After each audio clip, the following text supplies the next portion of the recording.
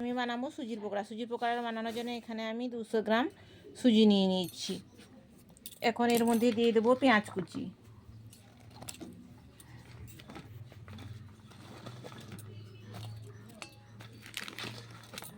লঙ্কা কুচি, একটু আদা রসুন থেতো করে নিয়েছি,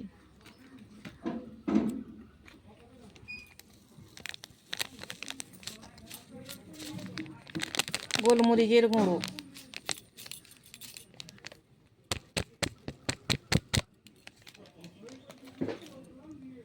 সামান্য একটু 1 চিমটি হলুদের গুঁড়ো, লঙ্কার গুঁড়ো, ধনে গুঁড়ো, গোটা জিরে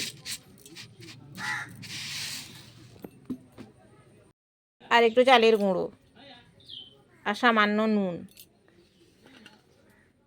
মানে যতটা লাগবে নুন ততটা, টক দই,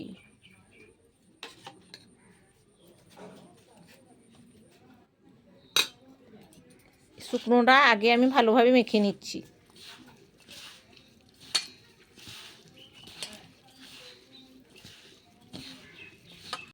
ভালোভাবে সবগুলো একসঙ্গে মিশিয়ে নিয়েছি।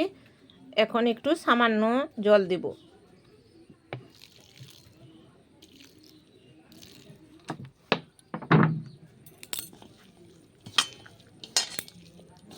জলটা দিয়ে ভালোভাবে মেখে নিয়ে 15 মিনিট রেখে দেব।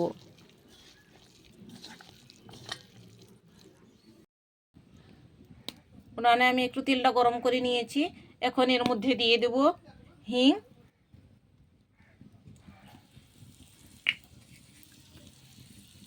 রাই সরষে, কারি পাতা,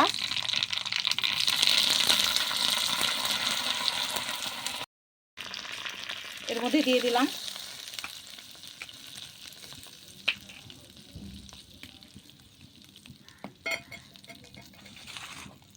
তেলটা গরম করে দিলে এই পকোড়াটা মুচমুচে লাগে খেতে।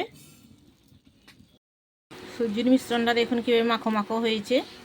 এখন আমি একটা একটা করে পকোড়া ছেড়ে দেব কড়াইতে। তেল গরম হয়ে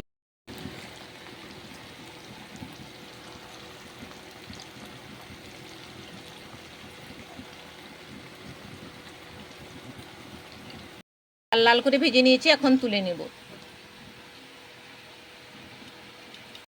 দেখুন বন্ধুরা, আমার পকোড়াটা কীরকম মুচমুচে হয়েছে। এইভাবে আপনারাও বাড়িতে বানাবেন, খেতে খুবই ভালো লাগে। আর কীরকম লাগলো আপনারা কমেন্টে জানাবেন, আর একটা লাইক শেয়ার করে দেবেন। বন্ধুরা ভালো থাকুন, সুস্থ থাকুন। এরপরের ভিডিওতে আবার দেখা হবে।